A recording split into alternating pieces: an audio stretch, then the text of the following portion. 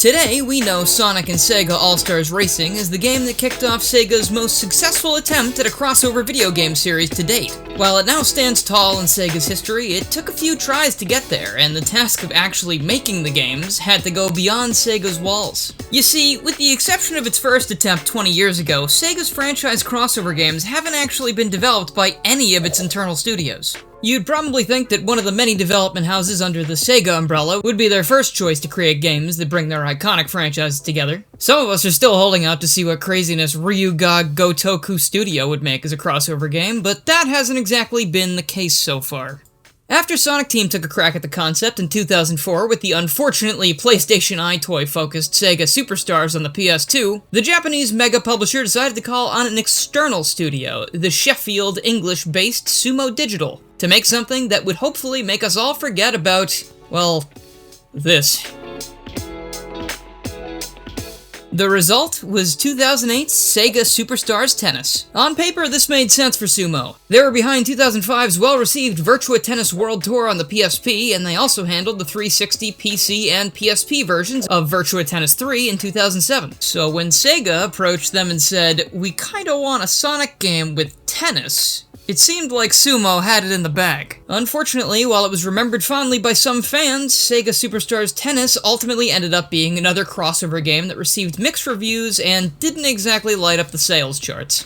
However, it at least had some interesting ideas, like the flashy Superstar states that spiced up things with a pop of cinematic flair. And it was also made available on everything from the DS and PS2 to the PS3 and Xbox 360, which was a big improvement over the original Sega Superstars PS2 exclusivity, and likely helped a lot with sales numbers. However, even before the first collaboration could hit store shelves and be judged, Sumo was hard at work on their next Sega project with an all-star cast. As development on Sega Superstars Tennis was wrapping up in January 2008, Sega contacted Sumo to make another Superstars crossover game for them. Rather than whipping up a second tennis game, several possible new directions were suggested for the next installment, with ideas like skating, paintball, and even fighting games being tossed around in the discussions. After a little bit of deliberation, Sumo decided that their next crossover project would take the form of a high-octane, rubber-burning racing game. That change in direction might seem sudden to some, but racing games are in Sumo Digital's blood as well. Before they were known as Sumo, the British development house was called Gremlin Interactive. This computer shop turned game development studio was responsible for the Lotus Racing series, Fatal Racing, Top Gear, Body Harvest, and plenty of other great racing games across different platforms throughout the 90s. After being bought out by Infogrames, known as Atari in 1999, the newly named Infogrames Sheffield house made Wacky Races and the 2002 revival of Micro Machines, along with a handful of other non-racing titles. Their time as an Infogrames studio was short-lived though, and it was subsequently shut down in 2003. Not long after that closure, Sumo Digital was founded on the ashes of Infogrames' Sheffield house by the members of its former management team, Carl Cavers, Paul Porter, Darren Mills, and James Northern. They then invited many of the original Gremlin/Infogrames developers to work at the new studio, effectively preserving Gremlin's racing game prowess. In 2004, 1 year after Sumo's founding, they took the first step in developing their strong relationship with Sega by producing the successful console ports of Outrun 2. This was a very special project that set the tone for many years of successful collaborations, and it was a dream come true for some Sumo employees, especially Steve Lysett. Appearing on the Sega Lounge podcast in May 2023, Steve, who has been with Sumo Digital since the beginning, described how they landed that first job with Sega. Multiple studios pitched their ideas to the company for a chance to work on the console versions of Outrun 2, but their pitches didn't quite grasp the soul of what Sega AM2 had created, or the experience they were looking to bring to consoles. While other studios like Bizarre Creations wanted to capitalize on the vehicle mod-focused game mechanics that had been popularized by Need for Speed in the early 2000s, what Sumo Digital brought to the table was more of a straight-laced port that added online features and new game modes, making what was already basically a masterpiece even more valuable to justify the price tag of a home console release. Their sensibilities and goals clicked in an instant, marking the beginning of a very fruitful connection for both companies and a solid start for Sumo, who had just been founded and was eager to make a name for itself. The success of those ports resulted in the studio being asked to develop several games in the Outrun series using the same in-house Sunshine engine they built for Outrun 2, including Outrun 2006 Coast to Coast and Outrun Online Arcade. Sunshine was used for the majority of Sumo's games into the early 2010s, also serving as the basis for their Virtua Tennis titles, SST, ASR, and Doctor Who The Adventure games. It's not every day my two fixations cross over like this, but here we are. Doctor Who and Sonic together at last. Later on, a modified version of Sunshine was used by the newer Sumo team, who took over to work on Sonic Team Racing. But since then, Sumo's games have been built on Unreal Engine. Around the same time as their success with Outrun, Sumo was also called on to share their racing game expertise with other studios, like Codemasters for Toka Race Driver 2. More than 20 years later, Sumo Digital still helps racing games shine, having contributed to multiple titles in the Forza franchise, Grid Legends, Dirt Rally 2.0, and more. Now let's turn back the clock to January 2008 and the creation of Sonic and Sega All Stars Racing, which was likely called Sega Superstars Racing early in production, if the portfolio of concept artist Sam Neill is anything to go by. Development of Sega and Sumo's next foray into the racing genre was led by executive producer Steve Lysette and lead designer Travis Ryan. Due to another commitment to Sega, the team that worked on Sega Superstars Tennis had to be split in two, with half beginning work on All Stars Racing under Lysette, and the other half working on Virtua Tennis 2009 with producer Toby Allen at the helm. Because the core concept of the new title was fit as many Sega mascot characters into a great racing game as you can, the development process began with determining what the game's cast would look like. It took some time before the team was able to find a good balance of characters that represented Sega's extensive history in the business, and the process of narrowing that list down took even more time. Even back then, they were dealing with almost 50 years of Sega franchises loved by people all around the world, so of course they had to take fan requests into consideration. For instance, because Ryo from Shenmue was widely requested by the very vocal Sega fan community after the release of Sega Superstars Tennis, he made it onto the list pretty early. This was just the beginning of the community's involvement in ASR's development process, though, as Steve Lysette, who also goes by S0L on Sega's official forums, frequently engaged the community for input and feedback with mostly positive results for not just ASR, but its follow-up games as well, for better and for worse. The community's often intense love for some characters resulted in campaigns to try and get them into the game, with Knights fans in particular going all out with fan-made art and YouTube videos. Most of them have been rightfully pulled down, but we were able to dig up at least one. While their hard work did eventually get Knights into the game, it was far from how they would have liked. Their favorite character showed up in later DLC, taking the role of Flagman and putting the very talented Outrun 2 character out of a job. And finally, before we move on, we wanted to highlight ex-user Braylon Martin, who's still fighting the good fight to get Sega to acknowledge the Knights franchise. Keep it up, Braylon. We're with ya. All Stars Racing also has some pretty surprising console-exclusive guest characters from outside of Sega. After they showed off a work-in-progress version of the game to the major console makers, Microsoft loved it and wanted to be represented in the final game. They ended up signing off on having Banjo from Banjo-Kazooie as a racer, and Rare was reportedly very helpful in getting their character integrated into the game and properly represented for the Xbox 360 version. Xbox also received playable Xbox avatars in-game, while the Wii version received playable Miis. Despite using the PS3 as the lead console for development and the healthy stable of cartoony PlayStation mascot characters they could have pulled from, there are no PlayStation-exclusive characters in that version of the game. Other characters that were considered but not used include ToeJam and Earl, Gilius Thunderhand from Golden Axe, Vice from Skies of Arcadia, Ney from Phantasy Star 2, the infamous live-action Sega Saturn mascot, Segata Senshiro, and even Super Mario. The Red Plumber ended up being left out to preserve the integrity of the Mario and Sonic at the Olympic Games franchise, and others, like ToeJam and Earl, didn't make the cut simply due to issues with the rights holders. Sega allegedly didn't realize they didn't hold the rights to the series, and its groovy creators Mark Vorsanger and Greg Johnson blocked their inclusion. After the fanbase galvanized and begged for them to reconsider, the creators got back in touch with Sega to see if they could work something out. However, it was reportedly too late into the development process to get the Funkatronian aliens into the game. It seemed possible to have them as DLC at some point, but neither Sega nor anybody involved with ToeJam and Earl has spoken about it since. As important as racers are, a racing game is only as good as its tracks, and crafting those was almost as difficult a task for ASR. Sumo had to find a balance between old and new, as well as making sure the characters they chose had familiar places to speed through. Some fan favorites that made it through to the game are Sunshine Tour, which is based on Samba de Amigos' Carnival Town, Roulette Road and Pinball Highway, which are based on Sonic Heroes Casino Park, Shibuya Downtown from Jet Set Radio's setting of Tokyo To, and Dark Arsenal from Sonic Heroes Final Fortress. Once the ASR team had their near-final list of characters and tracks, the real work began. In an interview with Sonic Retro, Steve Lysette stated that they ran focus groups to make sure the franchises they had appealed to both fans and non-fans, as well as different age groups. From there, the roster shortlist went off to Sega for initial approving and vetting, but that wasn't the final step for Sumo when it came to ASR's roster. Far from it. Because of how Sega handles IP rights in Japan, the creator/director of each game series owns the IP and gets final say over its usage, not the big bosses at Sega. So in order to use any of the characters they decided on, the team at Sumo had to get approval from the IP holder of each individual character and game to be featured in a face-to-face meeting. Of course, they were fresh off the development of a game that used a bunch of Sega IP, but the All Stars Racing team still had to take a field trip to Japan. They took their list of tracks, characters, concepts, and how they would be integrated into the game to the original creators at Sega to receive their seal of approval. In the ASR Dev Diaries, Lysette goes into detail about the process of traveling to Japan, dealing with language barriers, experiencing Sega HQ, and sharing the same room with the people who made Sonic, Space Channel 5, Samba de Amigo, Jet Set Radio, and every other game they planned to feature in All Stars Racing. Getting all the creators at Sega on board with the project was a crucial step in the game's development, but the Japanese game devs gave more than just their blessing.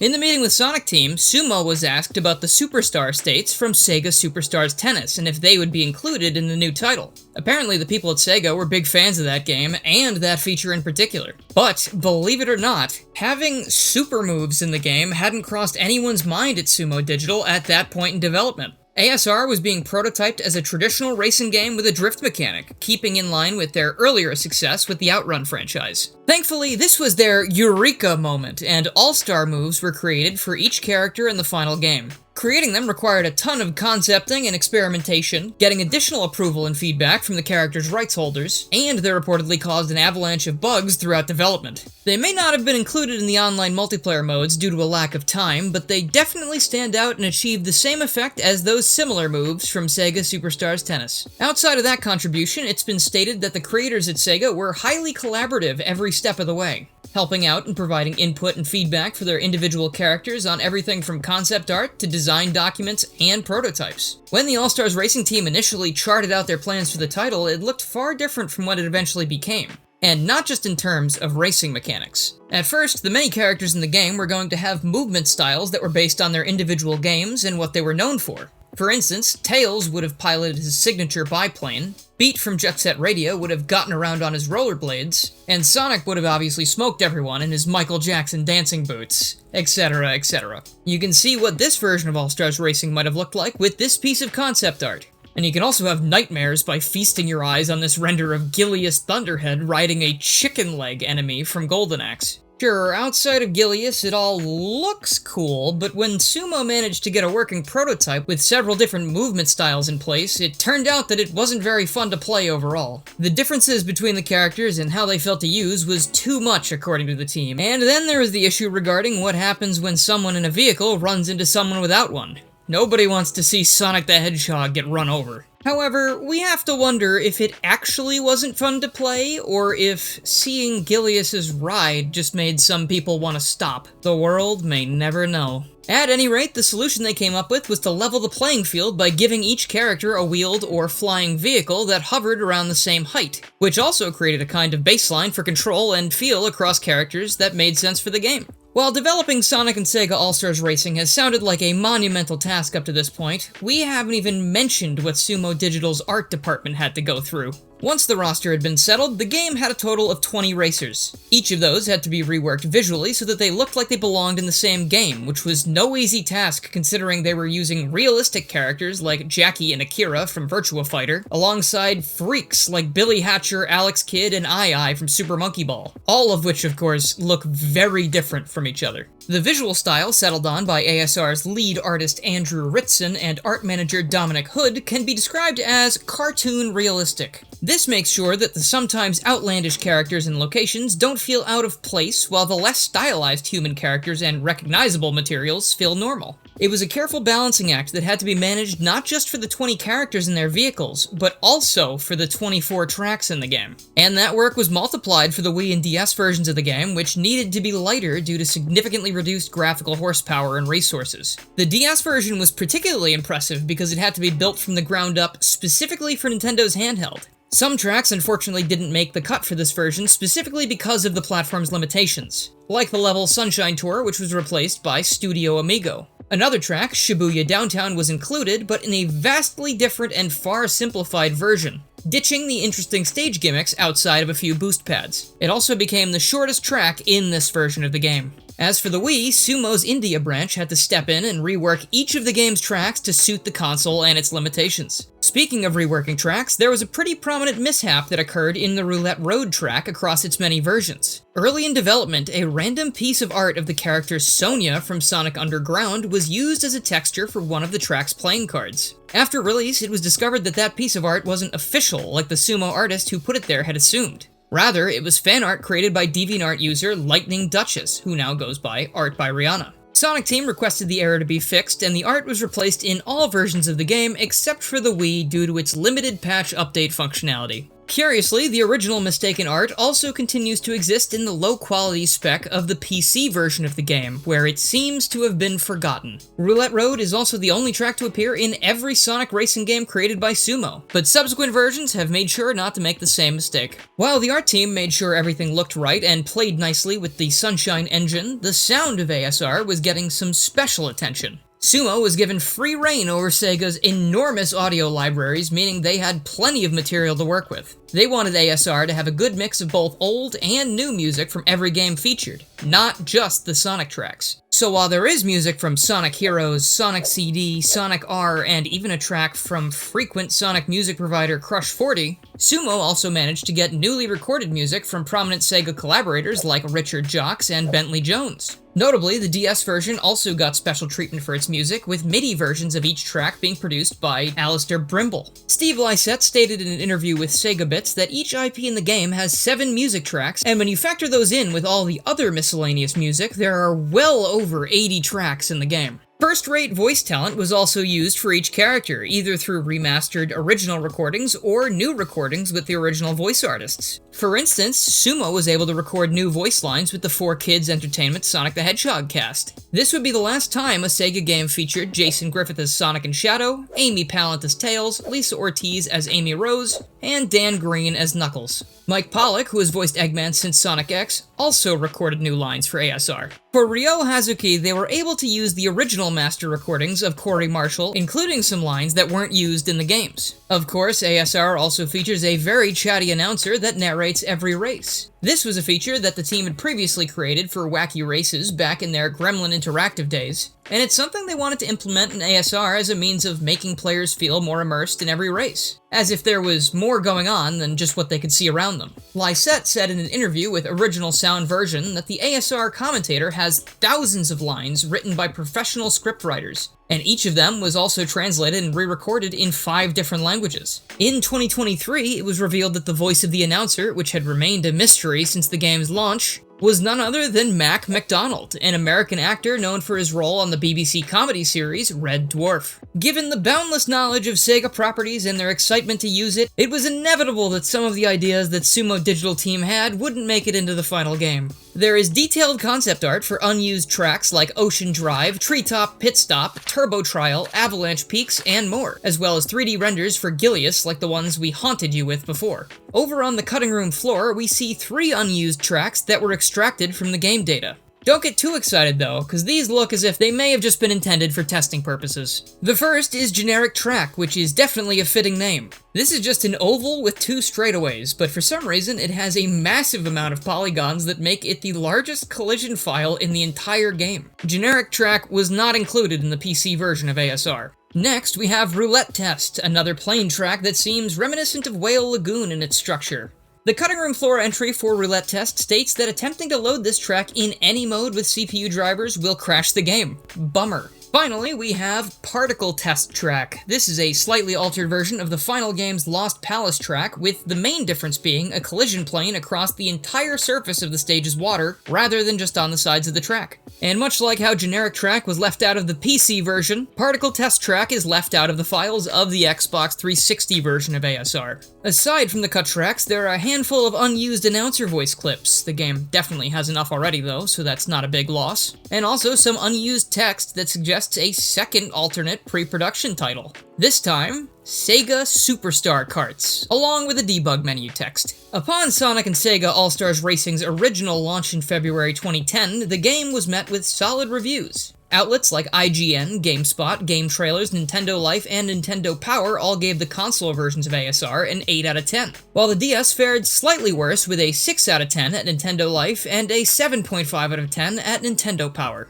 Reviews highlighted the game's fantastic track designs, responsive controls, and online multiplayer, while also stating that its apparent dedication to both classic and modern Sega evoked fond memories. Kotaku also loved the nostalgia element and how its tracks draw inspiration from their respective franchises, but they hated the announcer. In fact, many people took issue with the announcer. Tough luck, Mac. We thought you did a great job. Within its first month, ASR sold over 1 million copies on the PS3, 360, Wii, and DS. That success prompted Sega to get the title onto other platforms that included iOS, Android, and BlackBerry based on the pared-down DS version, and even a J2ME version for non-smartphones that was built from the ground up by Gameloft. Download numbers for the majority of those versions of the game are hard to come by, but we do know that ASR hit 16.7 million downloads on iOS thanks to Sega Sammy's 2013 annual report. Last but not least, Sega released Sonic and Sega All Stars Racing Arcade in 2011. This arcade cabinet version of the game was more immersive thanks to the appropriate racing chair and steering wheel controls, but it was a far cry from the console version that launched the year before. The vast majority of the content was removed, leaving only the Grand Prix, single race, and time trial modes, and actual gameplay is time-limited, as with other Sega arcade racers. And to make matters even worse, this version only has 13 characters and 13 tracks. Not the luckiest number there, Sega.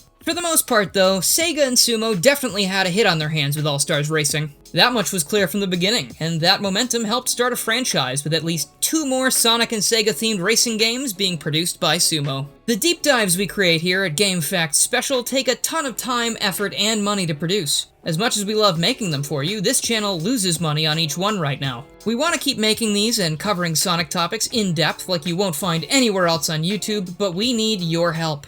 Your comments, likes, shares, and channel memberships keep us going and make it possible to keep making the content you want to see. And with that, we'd like to thank you so much for watching. This has been a GameFAQs Special.